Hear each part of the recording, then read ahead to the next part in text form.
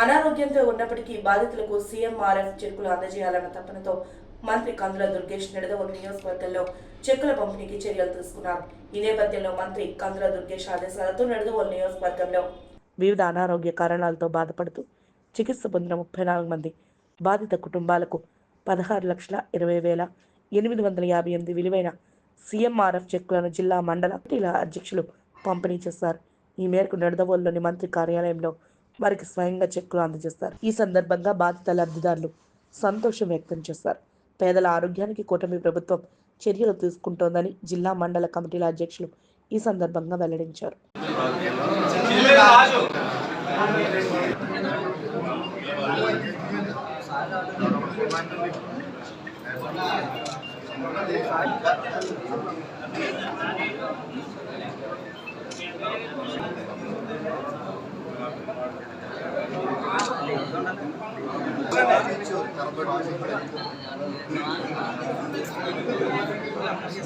గురిగారు ఎలా చూడండి sir sir అమ్మ ఒకసారి ఎలా చూడు.